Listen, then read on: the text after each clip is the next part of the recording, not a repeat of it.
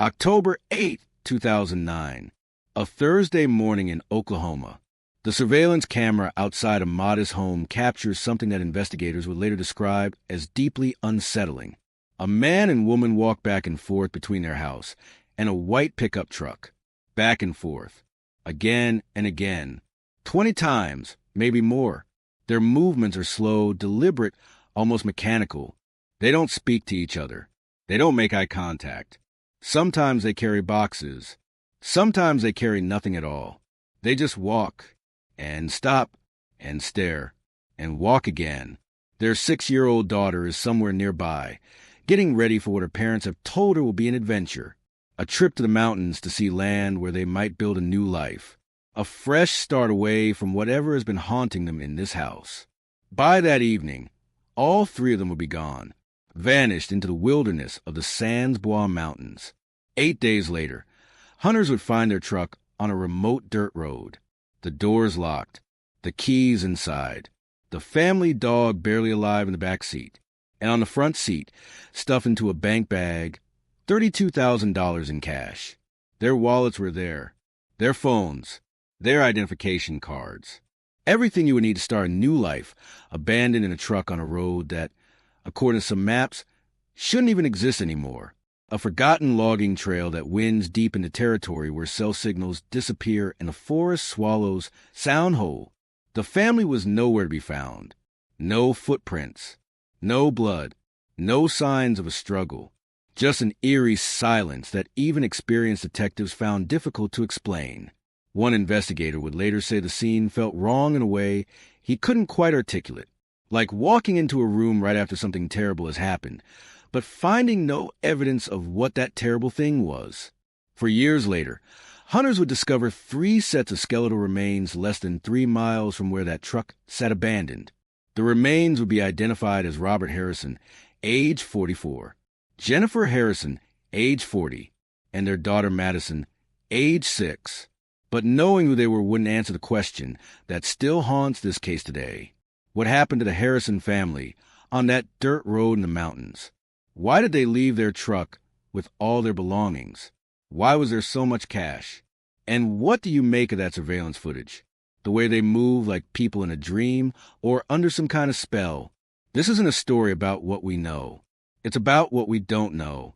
It's about a family that drove into the mountains on a routine trip to look at property and never came back. It's about the questions that investigators couldn't answer, the theories that never quite fit, and the uncomfortable reality that sometimes people vanish and we never fully understand why. Before we go deeper, let us know in the comments where you're watching from. We'd love to hear from you. And don't forget to hit that subscribe button so you never miss any of our upcoming videos. The Harrison family case isn't just about a disappearance. It's a puzzle with pieces that don't seem to belong to the same picture. Here's what investigators found when they discovered that abandoned truck on October 17, 2009. $32,000 in cash. Not in small bills. Not hidden. Just sitting there in a bank bag on the front seat, as if someone planned to come right back. The family dog, a small mixed breed named Bailey, was in the back seat. The windows were cracked just enough to let in air, but Bailey was severely malnourished, dehydrated, and weak. Veterinarians estimated the dog had been alone in that truck for at least 8 days, maybe longer. Inside the cab, investigators documented every item.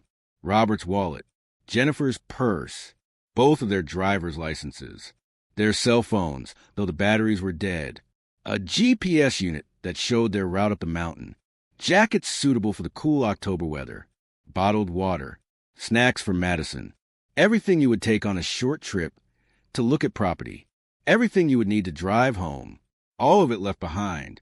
And then there's that briefcase. Security footage from their home shows Jennifer placing a brown leather briefcase into the truck the morning they left. That briefcase was never found. Not in the truck. Not anywhere near it. Whatever was inside disappeared with the family. The same is true for Jennifer's handgun, a .22 caliber pistol that friends confirmed she owned and sometimes carried. The gun wasn't in the truck. It wasn't at their home. It vanished along with everything else. So here are the questions we're going to explore. Who was the Harrison family before that October morning? What were they running from, if anything? Why did they have so much cash? What happened when they drove up that mountain road? Were they forced out of the truck? Or did they leave willingly? Did they encounter someone in those mountains? Or did something else happen? Something harder to explain? And perhaps most importantly, why were their remains found so close to the truck, yet missed by extensive searches for 4 years? The medical examiner couldn't determine a cause of death. The bodies were too decomposed. There were no bullet holes in the skulls, no obvious signs of trauma, no evidence of what killed 3 people and left them lying in the forest just a short walk from their vehicle. Some investigators believe they were murdered. Others think they may have gotten lost and succumbed to the elements, though that theory has problems we'll discuss later. Still others point to evidence that suggests this family might have been involved in something far more complicated than a simple property search. What we do know is this. The Harrison family left their home on October 8th with their daughter and their dog, drove about an hour north of the San Bois Mountains, were seen by at least one witness in the area that afternoon, and then completely vanished. Their truck was found on a dirt road that barely appears on modern maps, a road that's since been absorbed back into the wilderness, making it nearly impossible to retrace their exact route. This is a story of what happened before, during, and after that trip, and it begins long before October 2009, in a small lakeside community in Oklahoma, where the Harrison family was trying, and perhaps failing, to hold their lives together. Robert Harrison was 44 years old in October 2009. Friends described him as a wiry, intense man with sharp eyes and a mind that never seemed to stop working. He'd grown up in Oklahoma, worked various jobs throughout his life, and by 2009 was on disability due to chronic back pain from an injury years earlier. The pain was real, documented by multiple physicians, but it had changed him. People who'd known Robert before the injury said he'd become increasingly withdrawn, sometimes paranoid, often irritable. The medications helped with the pain, but left him in a fog. Some days he seemed fine. Other days, friends said, it was like talking to someone who wasn't fully present. Jennifer Harrison, 40, had her own struggles. She battled depression, the kind that comes in waves and pulls you under when you least expect it.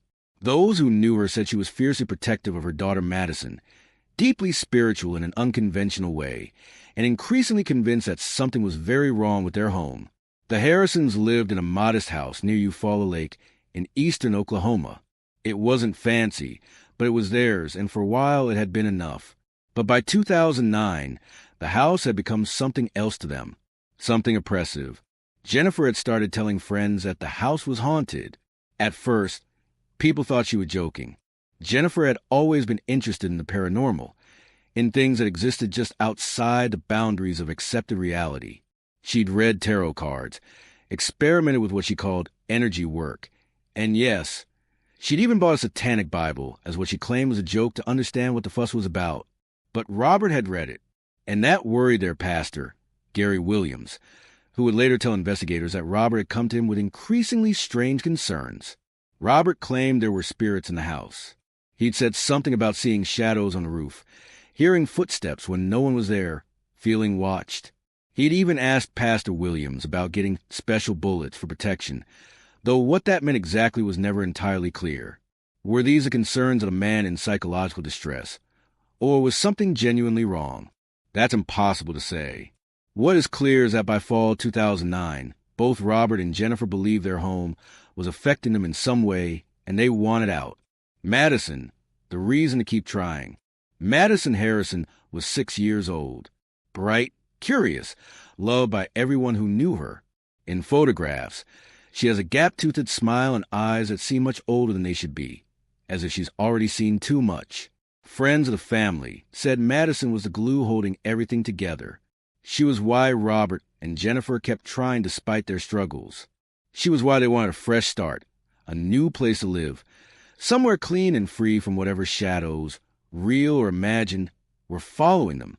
Madison had been homeschooled for the previous year. Jennifer had pulled her out of regular school, claiming the environment wasn't right for her daughter. Whether that was true or whether it reflected Jennifer's increasing isolation from the community, we don't know. What we do know is that by October 2009, Madison's world had contracted to mostly just her parents and their home Here's where the story gets complicated. Robert and Jennifer were both on disability. Their income was fixed and modest. They weren't wealthy. They weren't even comfortable. Friends said they struggled with bills, juggled expenses, lived paycheck to paycheck like so many American families. So where did $32,000 in cash come from? That question has never been satisfactorily answered. Jennifer's mother would later claim the money came from a legal settlement Robert had received, though there's no clear documentation of that. Others speculated the couple had saved over many years, kept cash hidden rather than trust banks. And then there are the darker theories, that the money was connected to drugs, that Robert and Jennifer were either buying or selling methamphetamine, which was and remains a significant problem in rural Oklahoma. The amount of cash, the secretive behavior, the paranoia, it all could fit that pattern. But here's the problem with that theory. No drugs were ever found. Not in their house. Not in their truck. Not anywhere the family had been. No drug paraphernalia. No evidence of manufacturing. No contacts in the drug world that investigators could identify. If Robert and Jennifer were involved in the drug trade, they left no trace of it. What we're left with is a mystery within the mystery. A couple on disability, driving into the mountains with their 6-year-old daughter and enough cash to buy a decent used car, looking for land they wanted to purchase in one of the most remote corners of Oklahoma. Family troubles. Before we follow the Harrisons into those mountains, you need to understand that this was a family under pressure from multiple directions. Robert's relationship with his father, Robert Harrison Sr., had completely deteriorated. In April 2009, just 6 months before the disappearance, Robert filed for a protective order against his father. The petition is a chilling document. In it, Robert claims his father threatened to kill him and his family on multiple occasions. He alleges that in November 2008, his father deliberately hit him with a vehicle during an argument. He described his father as a very dangerous man who thinks he is above the law. The protective order was denied by the court, but the allegations paint a picture of a family torn apart by conflict. Robert also claimed his father was involved in criminal activity, though he never provided specifics that led to charges. Robert Sr. would die in December 2009, just 2 months after his son's disappearance, at age 64. By all accounts, he was in poor health and couldn't have physically pursued the family into mountains, even if he'd wanted to. Investigators looked into him anyway and cleared him based on his alibi and medical condition. But that conflict, that fear Robert expressed about his own father, adds another layer to this story. Was Robert running from something or someone? Was the move to mountain property about starting fresh, or about hiding? In late September and early October 2009, Robert and Jennifer had been actively searching for rural property. They'd identified a 40-acre plot in the San Juan Mountains near Red Oak, Oklahoma, about 30 miles from their home in Eufaula. The land was remote, heavily forested, and cheap. It was exactly what they said they wanted. They'd already bought a storage container, the kind you see on shipping docks, planning to live in it on the property while they figured out their next steps. Friends said this wasn't a whim. The Harrisons were serious about leaving their lakeside house and starting over in the mountains. On October 8th, they were scheduled to meet with a landowner to look at the property one more time before making an offer. It should have been a routine trip. Drive up, walk the land, discuss terms, drive home. 2, maybe 3 hours total. They never made a home. The surveillance footage from outside their home is where the strangeness really begins. The camera was positioned to capture their driveway and front yard. Motion activated. It recorded the Harrisons loading their truck throughout the morning of October 8th. And what it captured has never been adequately explained. Robert and Jennifer moved back and forth between the house and the truck. Slowly, methodically, they carry boxes, bags, random items. Sometimes they carry nothing at all. They don't speak to each other that you can see. They don't gesture or interact. They simply walk, load, walk back, and do it again. At times, they stop and stand perfectly still for long moments, staring at nothing in particular. The way they move has been described by various people as trance-like, zombie-like, mechanical, detached. These aren't people excitedly preparing for a trip. They look like people performing a task they've been programmed to complete. One investigator who studied the footage noted that in roughly 90 minutes of recording, Robert and Jennifer made approximately 20 trips between house and truck. In normal circumstances, you'd expect to see conversation, coordination, maybe an argument about what to bring or where to put things.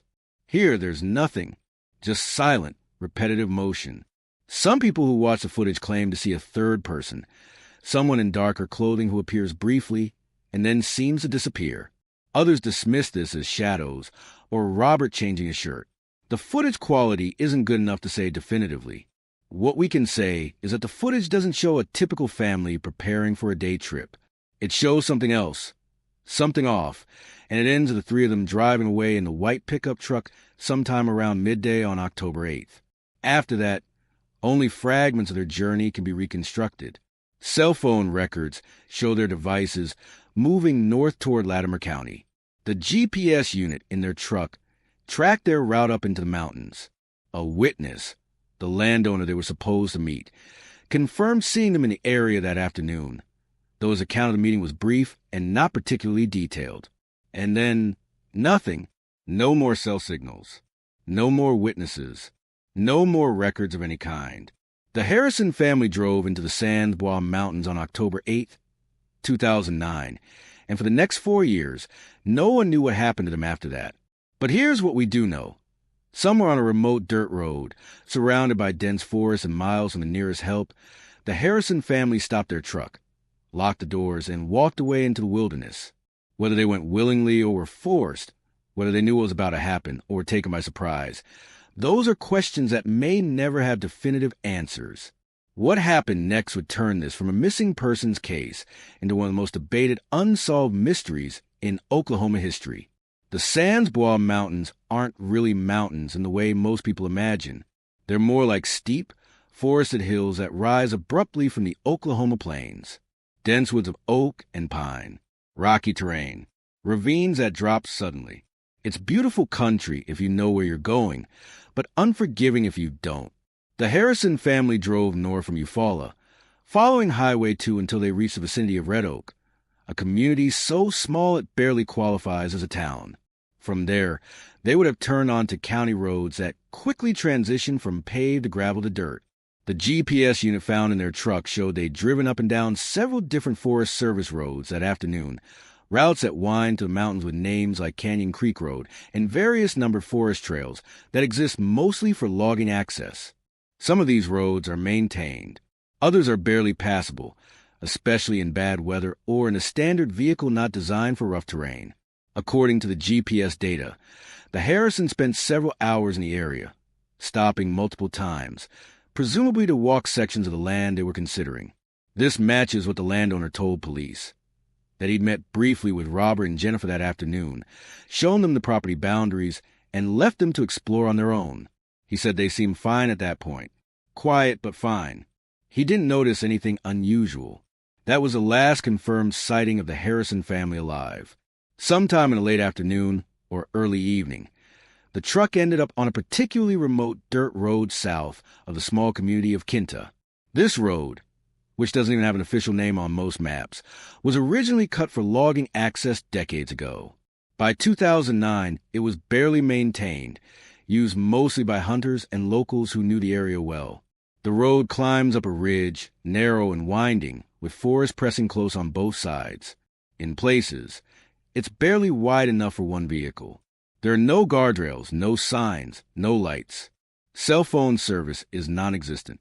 If you broke down here, you'd be walking miles before you found help. This is where the Harrison truck came to rest. Not crashed, not obviously disabled. Just parked on the side of the road, locked, with everything inside.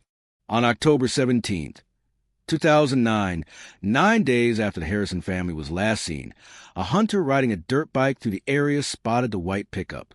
At first, he assumed it had been stolen and dumped, a common occurrence in remote areas. He called the local sheriff's office to report an abandoned vehicle. Deputies arrived expecting a routine abandoned car case. What they found was anything but routine. The truck was locked. The keys were inside, tucked under the driver's seat. Through the windows, they could see personal belongings scattered throughout the cab. Wallets, purses, phones, jackets. and in the back seat, a small dog barely clinging to life. When they opened the truck, the smell hit them immediately, not decomposition. The smell of an animal that had been trapped for days without food or water. Bailey, the family dog, was severely dehydrated, malnourished, and weak, but alive. The windows had been left cracked just enough to provide air, which had kept the dog from suffocating in the October heat. But there was no food, no water, nothing to sustain the animal. A veterinarian who examined Bailey estimated the dog had been alone in the truck for at least a week, possibly longer. The dog's survival was described as remarkable given the circumstances. But where were the Harrisons? The discovery of the truck immediately triggered a major search operation. The Oklahoma Highway Patrol, the Latimer County Sheriff's Office, and volunteer search teams descended on the area. They searched the road where the truck was found. They combed through the surrounding forest. They checked ravines, stream beds, any place where people who were lost or injured might have gone. For days, searchers walked grid patterns through the woods, calling out names, looking for any sign of the missing family. Helicopters equipped with thermal imaging flew over the forest canopy. Tracking dogs were brought in to try to pick up a scent trail. Nothing was found. No footprints leading away from the truck. No discarded items. No evidence that the family had even been in the immediate area. It was as if they'd simply evaporated the moment they locked the truck and walked away. When investigators processed the vehicle, they documented everything with forensic precision. Here's what they found: Robert's wallet containing his driver's license, credit cards, and some cash. Jennifer's purse with her identification, makeup, personal items, both of their cell phones, dead from having been left on for days without charging. Madison's small backpack with a coloring book and crayons. Jackets for all three family members. Bottled water. Snacks. The GPS unit's data showed their route up the mountain and the various stops they'd made. Nothing unusual there. But here's what was strange.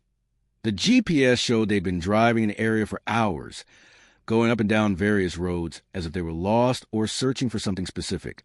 One section of the route showed them doubling back multiple times on the same road, which didn't make sense if they were just viewing property they'd already been shown. And then there was the money. $32,000 in 20s, 50s, and hundreds, stuffed into a bank bag under the front seat. The cash was wrapped with rubber bands, organized, as if someone had withdrawn it from a bank or prepared it for a specific purpose.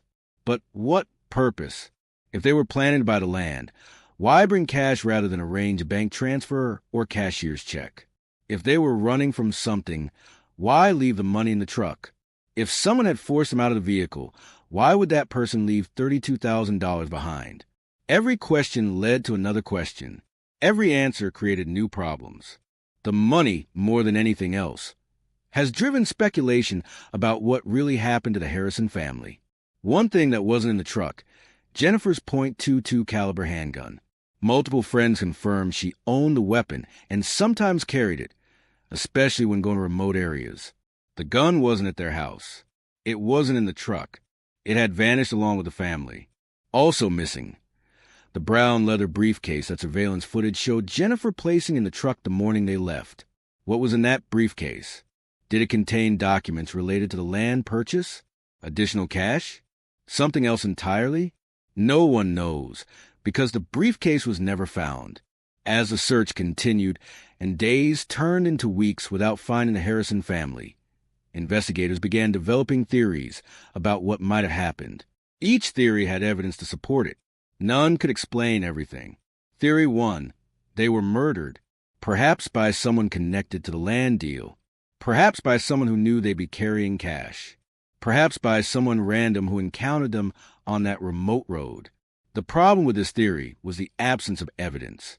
No blood in or around the truck, no signs of a struggle, no weapon recovered.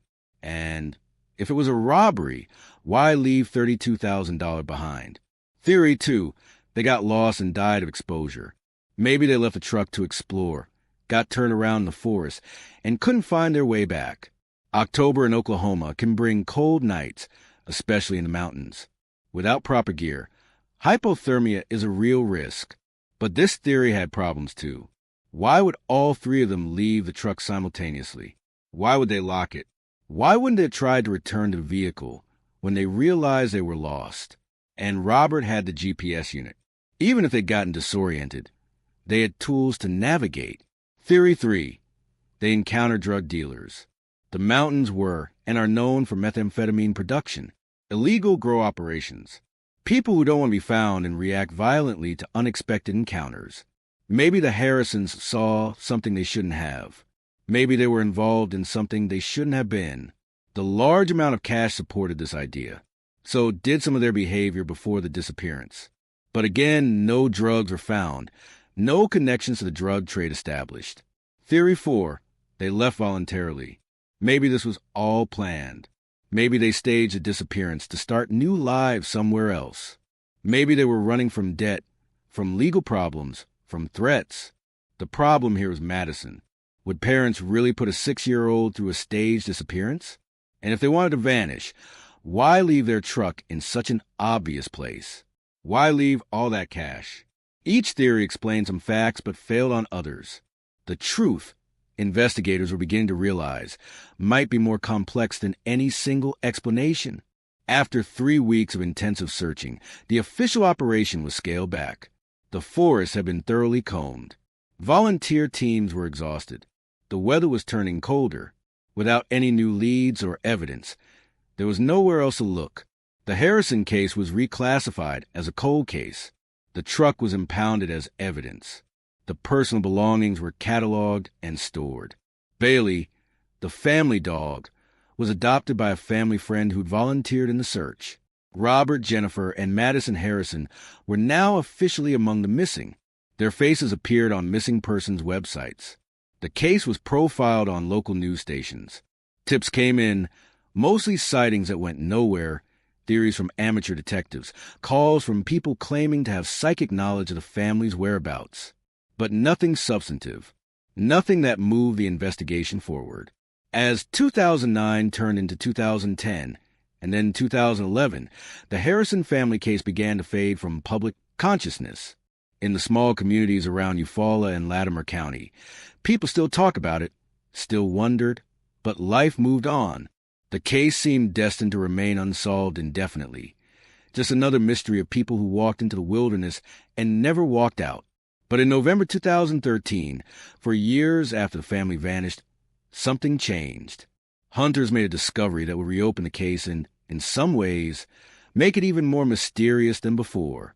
For years later, November 16th, 2013, 2 hunters were walking through a heavily wooded area of Latimer County, about 3 miles south of where the Harrison truck had been found 4 years earlier. The area was dense with undergrowth, the kind of terrain that's difficult to navigate on foot. They weren't expecting to find anything unusual. One of them nearly stepped on a human skull. The skeletal remains of 3 people, 2 adults and 1 child, were scattered across a small clearing. The bones were partially covered by 4 years of leaf fall, exposed to the elements, with significant damage from animal activity. But they were unmistakably human. The hunters immediately contacted authorities. The location was carefully documented, and a forensic team was dispatched to the scene. Over the next several days, investigators painstakingly recovered every bone fragment they could find, cataloged everything, and tried to understand what they were looking at. The remains were only about 2.8 miles from where the Harrison truck had been found. Not far at all, certainly within the range that had been searched in 2009. So how had an entire search team, including trained trackers and dogs, missed 3 bodies that were this close to the vehicle? The answer, according to the assistant special agent from the Oklahoma State Bureau of Investigation, was simple: falling leaves. By the time the 2009 search was conducted, leaves had already begun covering the forest floor. By the next spring, 4 seasons of leaf fall had completely obscured the remains. Without a specific reason to search that exact spot, it was easy to miss. But that explanation didn't satisfy everyone. Some searchers who'd been part of the 2009 operation insisted they'd covered that area. They couldn't understand how they'd missed 3 bodies, even accounting for leaves and undergrowth. The remains were transported to the Oklahoma Medical Examiner's office in Oklahoma City. Given the condition of the bones and the time that had passed, Identification would require anthropological and forensic pathological testing, DNA analysis, dental records, every tool available to modern forensic science. The process took months. But on July 3rd, 2014, the official announcement came. The remains were positively identified as Robert Harrison, 44, Jennifer Harrison, 40, and Madison Harrison, 6. The Harrison family had been found, but the mystery of what happened to them was far from solved. The condition of the remains made determining a cause of death nearly impossible. After 4 years exposed to the elements, to wildlife, to the natural process of decomposition, soft tissue was completely gone. What remained were bones, some nearly separated from the skeleton, scattered across the forest floor. The medical examiner's report noted possible trauma to one of the skulls, a small hole that could have been from a gunshot, but it could also have been from animal activity or post-mortem damage. Without soft tissue to examine, without the ability to track a bullet's trajectory or identify powder burns, it was impossible to say definitively. No other obvious signs of trauma were noted. No broken bones that would indicate a struggle or fall. No evidence of sharp force trauma from a knife or similar weapon. The bones themselves told investigators almost nothing about how these 3 people died. The official cause of death was listed as undetermined. That classification remains unchanged today. We know the Harrison family died somewhere in those mountains in October 2009. We don't know how or why. The investigation reopens. With the discovery of the remains, the case was officially reopened as a death investigation. The Oklahoma State Bureau of Investigation took the lead, working with the Latimer County Sheriff's Office and other agencies to try to determine what had happened. Investigators returned to the Sans Bois Mountains, this time focusing on the area where the remains were found. They searched for additional evidence, personal items, clothing fragments, anything that might have been with the family when they died. They found very little.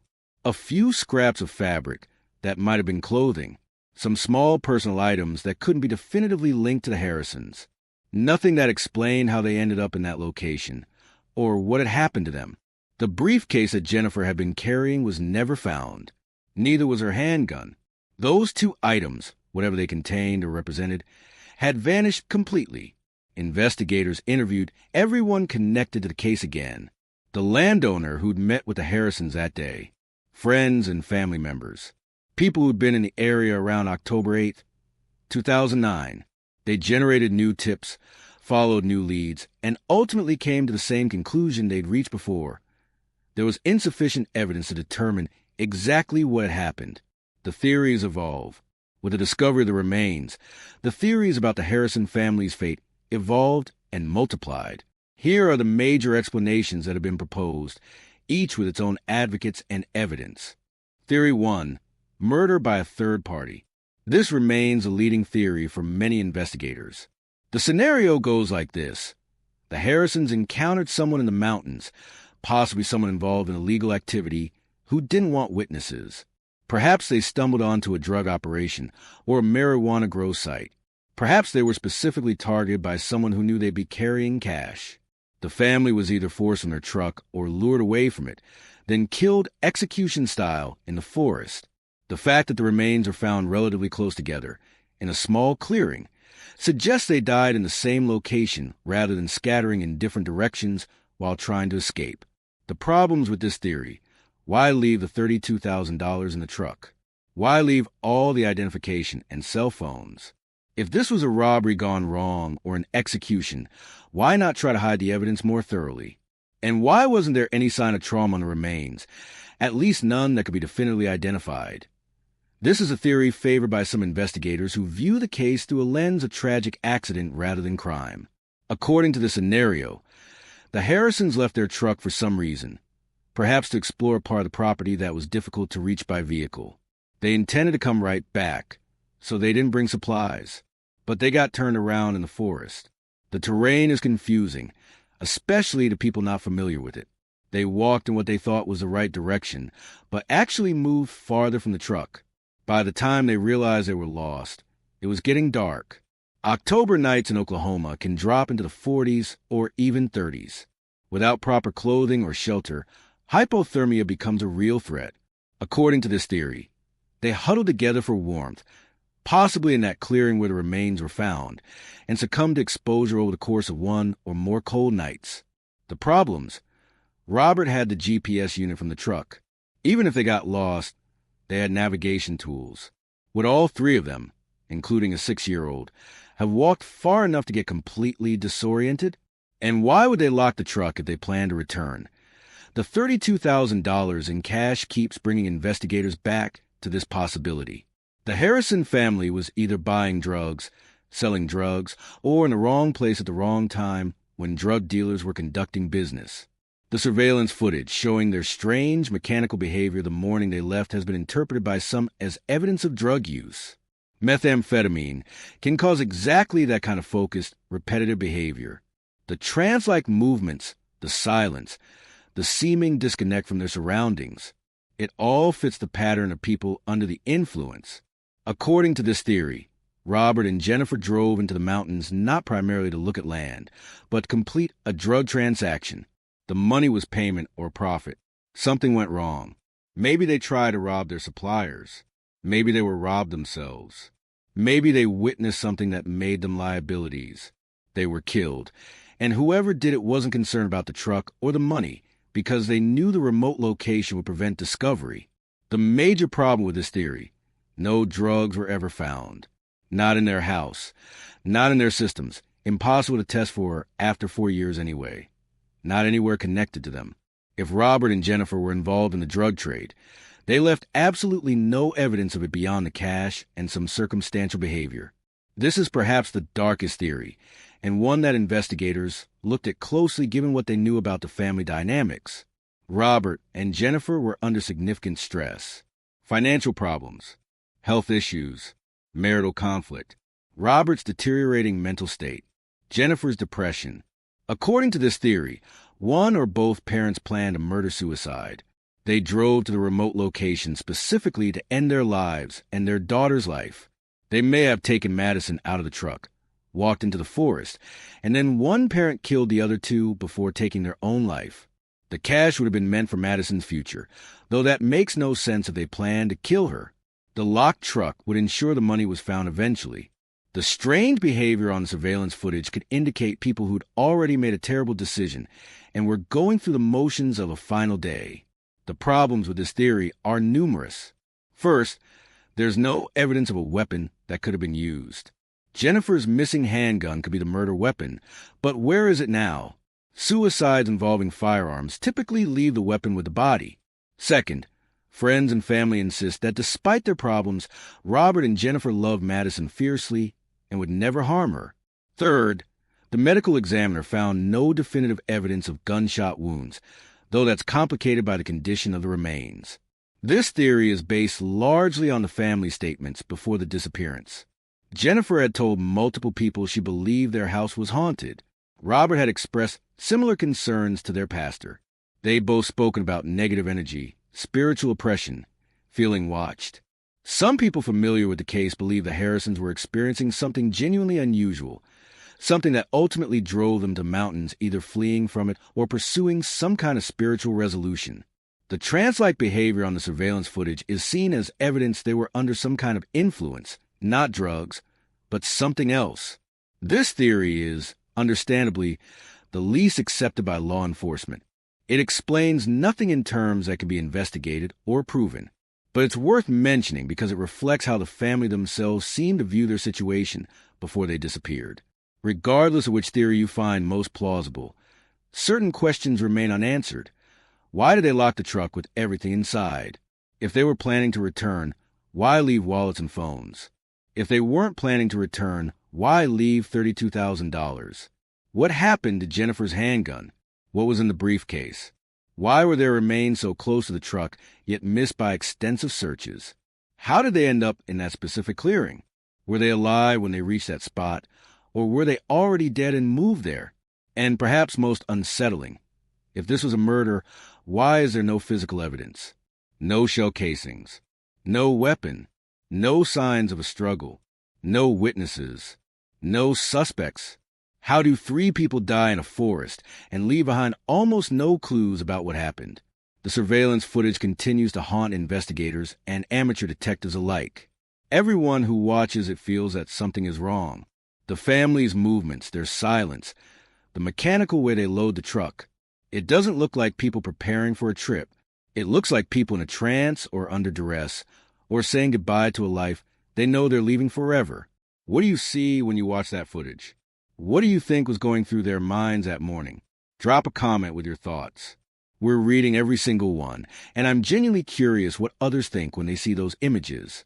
As of now, the Harrison family case remains open but inactive. The Oklahoma State Bureau of Investigation has classified it as a death investigation with an undetermined cause. The evidence collected over the years is stored in case new information comes to light. DNA samples from the remains are on file. If new evidence emerges, or if someone comes forward with information, the case can be pursued. But realistically, without a witness, without a confession, without physical evidence that can be definitively linked to a specific cause of death, the case is unlikely to be solved. The answers died with Robert, Jennifer, and Madison in that forest in October 2009. Local authorities have said they believe the family was murdered, though they've never publicly identified a suspect or even a person of interest. The FBI was consulted during the investigation, but found no evidence of federal crimes that would allow them to take over the case. It remains a local matter, handled by state and county agencies with limited resources and competing priorities. For the people who knew the Harrison family, the lack of answers is agonizing. Madison's friends lost a classmate, a little girl who just vanished one day and never came back.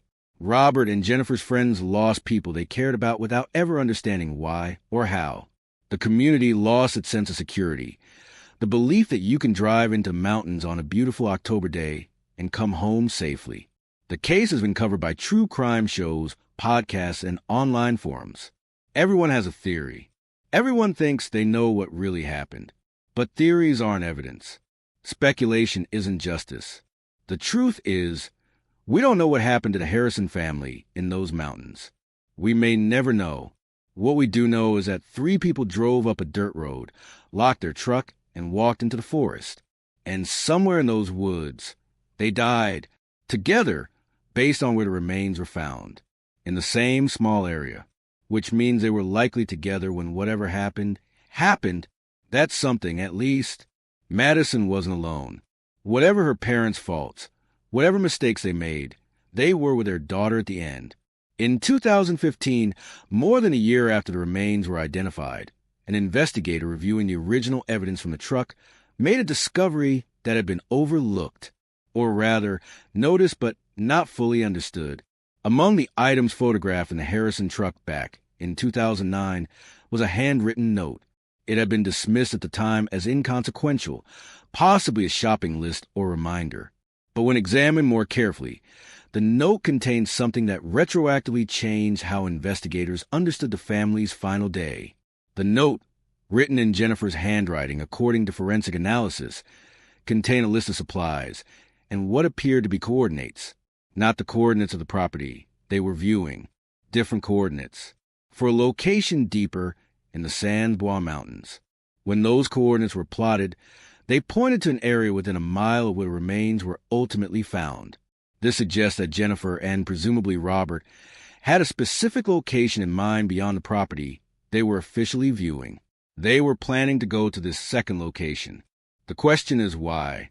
One investigator theorized that the family was meeting someone at those coordinates, a prearranged rendezvous, possibly related to whatever the $32,000 was meant for. The theory went that this meeting was the actual purpose of the trip, with the property viewing serving as cover or simply a convenient excuse to be in the area. But who were they meeting? And what happened when they got there? The note didn't provide those answers. It only confirmed that the Harrison family's trip into the mountains wasn't as straightforward as it initially appeared. They had a destination in mind that they'd never told anyone about. Remember Jennifer's missing briefcase? The one shown on surveillance footage being loaded into the truck, but never found at the scene or with the remains. In 2016, a person who'd known the Harrison family came forward with information they hadn't previously shared. This person, whose identity was protected, told investigators that Jennifer had spoken to them weeks before the disappearance about important documents she needed to keep safe. According to this witness, Jennifer had been worried about something, though she wouldn't specify what. She'd mentioned needing to protect certain paperwork and asked about safe deposit boxes and secure storage options. The witness assumed this was related to the land purchase or financial planning. But what if it wasn't? What if Jennifer knew they were in danger and was trying to protect evidence of why? The briefcase, according to this theory, contained documents that explain what the Harrison family was involved in. Maybe proof of a crime they'd witnessed. Maybe evidence of threats they'd received. Maybe financial records that showed where the cash came from. When they drove into the mountains, they had the briefcase with them, and whoever they encountered, whoever was responsible for their deaths, took that briefcase specifically. Not the cash, not the phones or wallets, just the briefcase and its contents. Because whatever was inside was more valuable or more dangerous than $32,000. This theory explains why the money was left behind. It wasn't a robbery. It was about silencing people who knew something they shouldn't know and recovering evidence of whatever that something was. The cash was irrelevant to that goal. But this is speculation. The person who came forward couldn't say what was in the briefcase, only that Jennifer had mentioned protecting documents. It could have been nothing more than property deeds and bank statements. Or it could have been the key to understanding everything. In 2017, 8 years after the disappearance, another witness emerged with information that was both tantalizing and frustrating. A long-haul trucker who regularly drove through Oklahoma told police he believed he'd seen the Harrison family on October 8, 2009, at a gas station near Red Oak in the afternoon. He remembered because of Madison. The little girl had seemed scared, he said. She'd been holding her mother's hand tightly and looking around as if searching for help. The trucker had almost approached him to ask if everything was okay, but he'd talked himself out of it, assuming he was misreading the situation. He'd seen the man, presumably Robert, standing by a white pickup truck talking on a cell phone. The man had seemed agitated, pacing, gesturing. The trucker had driven away, thinking nothing more of it until years later when he saw a story about the Harrison case online and recognized the family's photos. If this witness account is accurate, it suggests several things. First, that Robert was communicating with someone by phone that afternoon. Phone records from 2009 showed he'd made several calls, but to numbers that were disconnected or belonged to people who couldn't provide useful information. Second, that Madison was showing signs of distress even before they drove to the final location. Third, that the family was at that gas station, which puts them in a specific place at a specific time. But why did this witness wait 8 years to come forward? He said he'd only recently made the connection and felt terrible about not speaking up sooner. Could it have prevented what happened if he'd approached the family that day? Possibly. Or possibly he'd have just witnessed 3 people acting stressed before a routine trip. The kind of thing you see every day and think nothing of. The trucker's account couldn't be fully verified. Gas station surveillance from 2009 was long gone, but investigators believed he was telling the truth about what he remembered, even if his memory wasn't perfect after so many years. One detail that's never been adequately explained is how the Harrison family ended up nearly 3 miles from their truck if they'd left it voluntarily. 3 miles doesn't sound far, but through dense forest, over rough terrain with a 6-year-old child, it's a significant distance, especially if they were planning to come back to the vehicle. Some investigators believe there was a second vehicle involved, that the Harrisons met someone at the truck's location or were followed there, that they then either got into the second vehicle willingly or were forced into it, and were driven to the location where their remains were found. This theory explains the distance discrepancy and why they'd locked the truck with everything inside. They were getting into another vehicle and didn't expect a return, at least not immediately. It also explains why there were no footprints or trail leading from the truck to the remain site, because they didn't walk. They were driven on logging roads that crisscross the area. But if there was a second vehicle, whose was it? Where did they go in it? And why drive them to a remote spot just to kill them there, rather than at the original location? Unless the point was to separate them from their truck and the evidence it contained, to take them somewhere even more isolated where whatever happened could happen without any possibility of interruption. This theory requires someone with knowledge of the area. Someone who knew those backwoods, logging roads. Someone local or at least familiar with the mountains. That narrows the suspect pool, assuming there was a suspect at all. The medical examiner who conducted the analysis of the remains made a statement in 2018 that added another layer to the mystery. During an interview with a regional news outlet, they mentioned that while cause of death was officially undetermined, there were indications in positioning and proximity of the remains that raised questions about the circumstances of death. What did that mean? The medical examiner wouldn't elaborate, citing the ongoing investigation, but forensic pathologists who weren't involved in the case have speculated. The positioning of remains can sometimes indicate whether people died simultaneously or sequentially, whether they were moved after death or died where they were found, whether they died lying down, sitting, standing.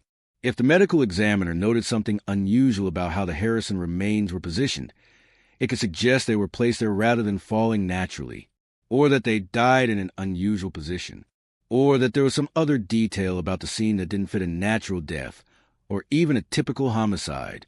We may never know what the medical examiner saw that prompted that statement, but it's one more piece of the puzzle that doesn't quite fit with any of the prevailing theories. Here's something that didn't become apparent until recently. The dirt road where the Harrison truck was found, it's essentially gone now, not maintained, overgrown, reclaimed by the forest. In 2009, it was barely passable.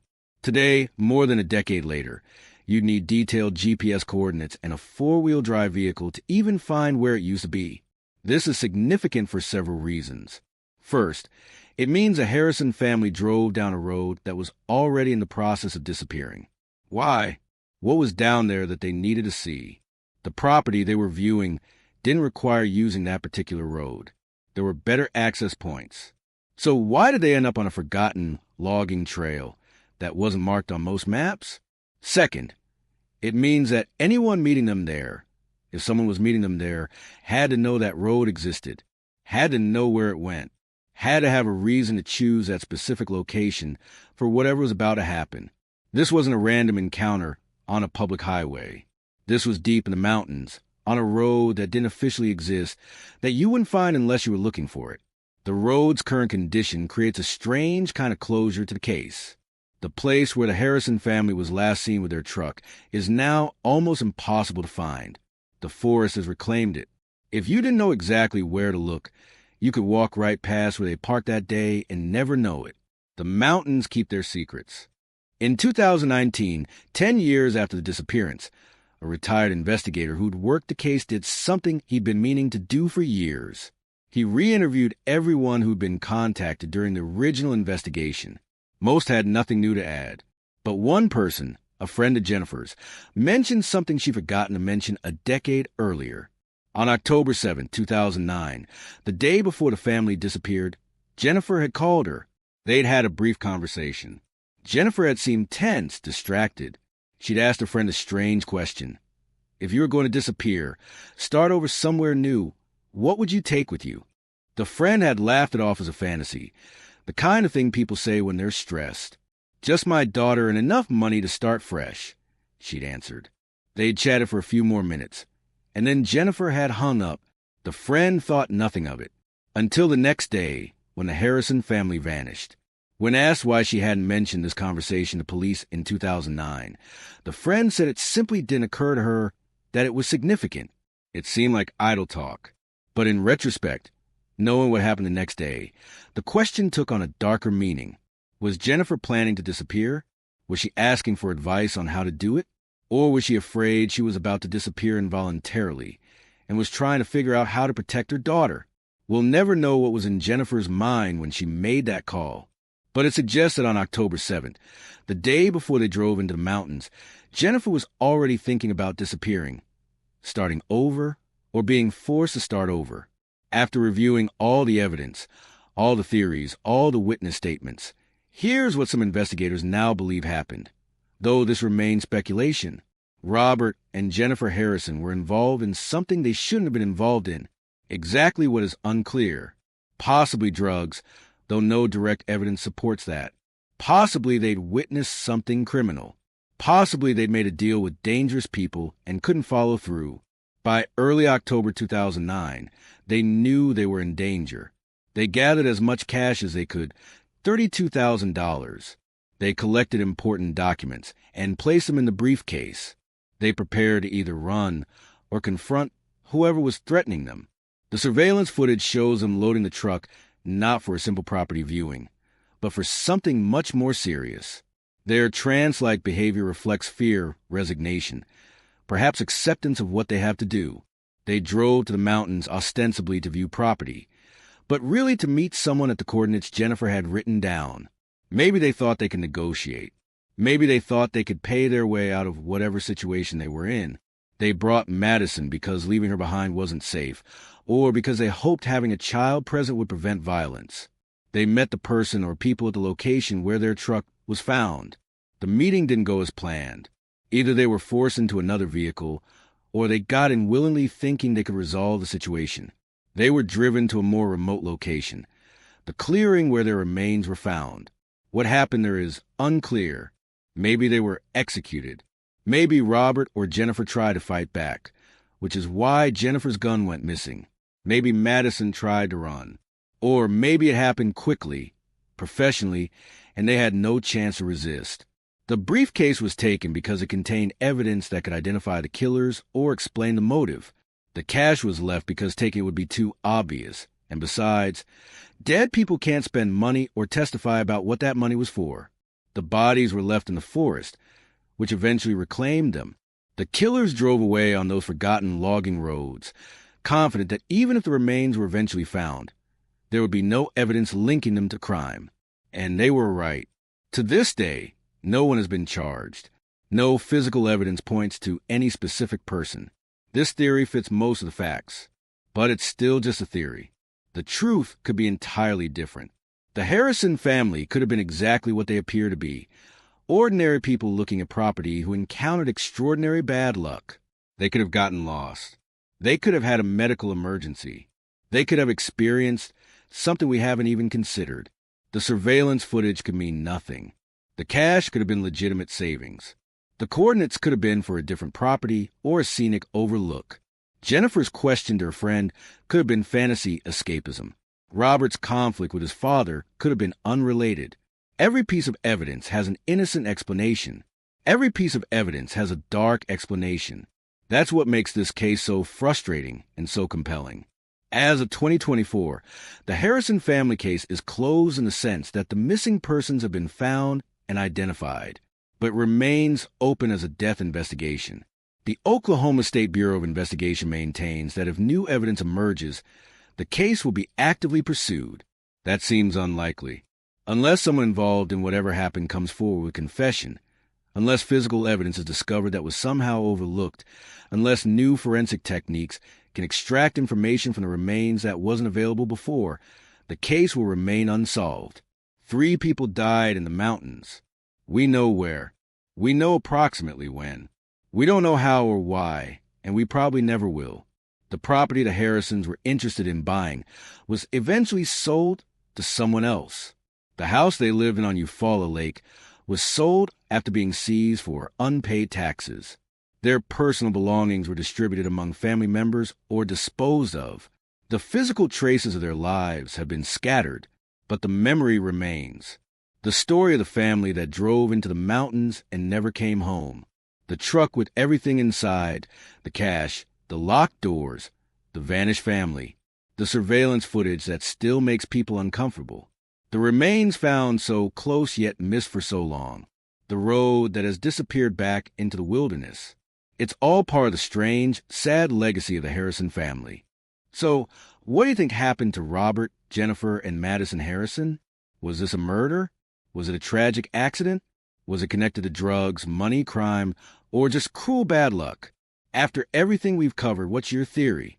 Were they killed by someone who knew they'd be carrying cash? Did they encounter drug dealers in the mountains? Did they get lost and succumb to exposure despite having navigation equipment and local knowledge? Was this connected to Robert's conflict with his father or the threats they'd received? Or was it something else entirely? Something we haven't even considered? The surveillance footage from their last morning continues to generate debate. Some people watch it and see a family under duress, moving mechanically because they're terrified. Others see people who are drugged or mentally ill, not fully aware of what they're doing. Still others see nothing unusual, just a family packing a truck in silence, because that's how they communicate. What do you see? If you made it this far in the video, you've invested nearly an hour in this story. You've heard the evidence, the theories, the twists. You've formed an opinion. Share in the comments.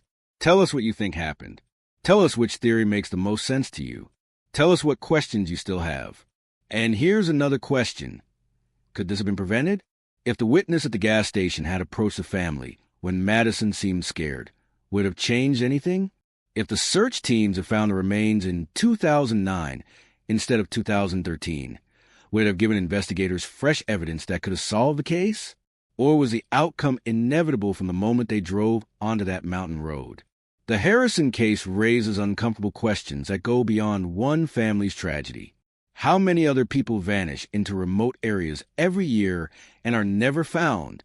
How many unsolved cases sit in filing cabinets, waiting for a breakthrough that may never come?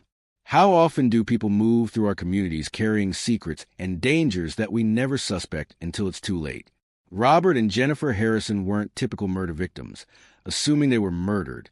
They didn't have obvious enemies. They weren't involved in high-risk lifestyles, at least not that anyone could prove.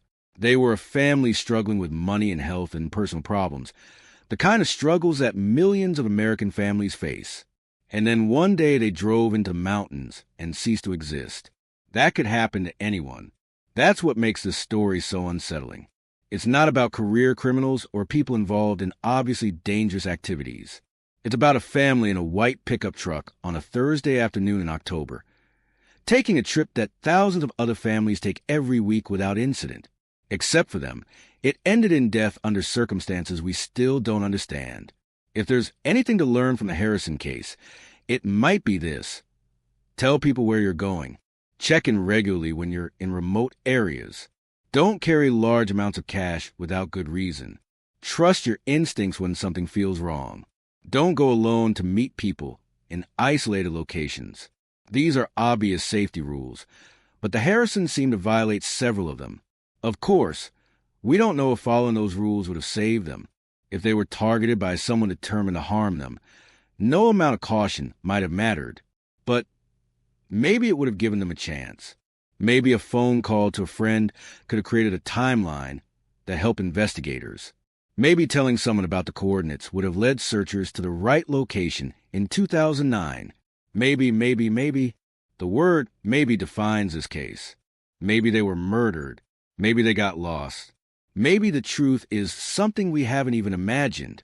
The certainty we crave doesn't exist here.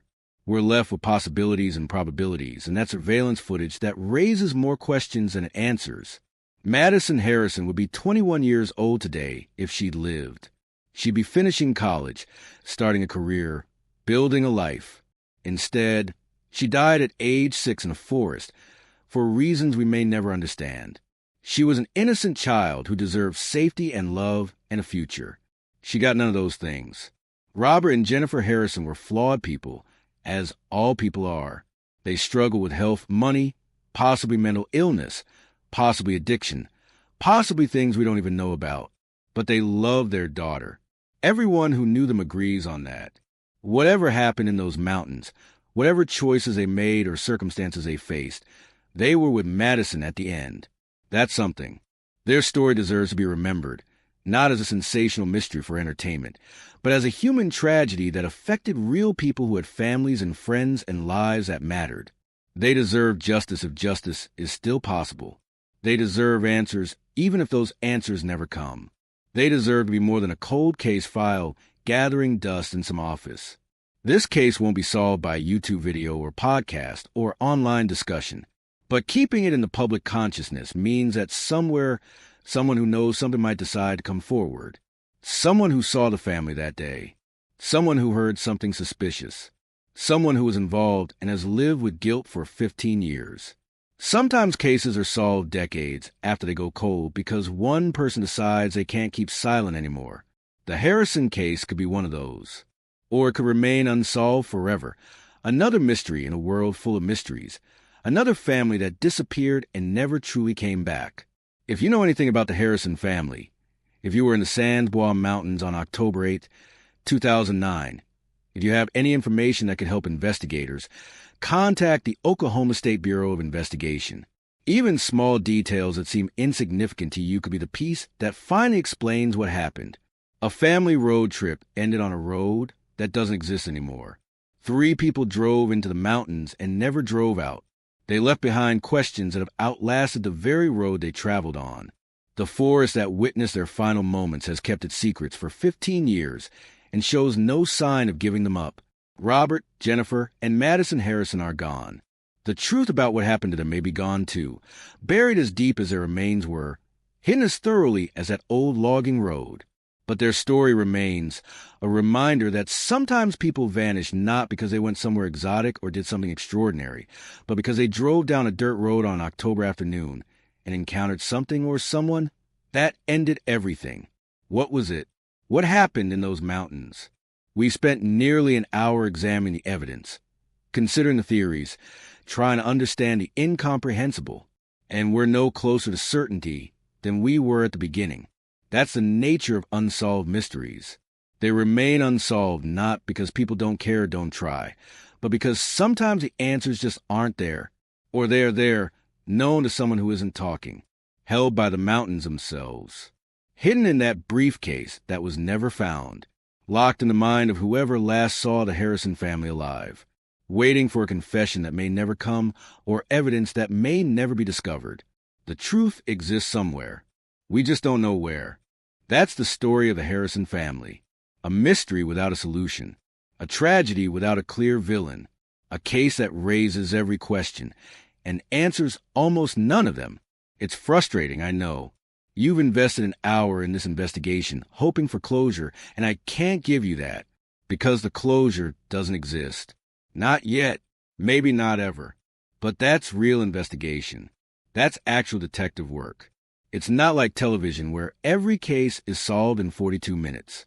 Sometimes people vanish and stay vanished. Sometimes murders go unpunished. Sometimes families drive into mountains and the mountains keep them forever. Now I want to hear from you. What's your theory on what happened to the Harrison family? After everything you've heard, which explanation makes the most sense? Murder? Accident? Something else? Drop your thoughts in the comments. I'm reading every single one, and I genuinely want to know what you think happened on that road. Also, let me know what case you want covered next. Should we dive into another unsolved disappearance? A solved case with a shocking twist? A historical crime that changed how investigations are conducted? Tell me what interests you, and that's what we'll explore. If this investigation made you think, if it gave you chills, if it left you with questions you can't shake, do me a favor. Hit that like button. Share this video with someone who appreciates real crime stories.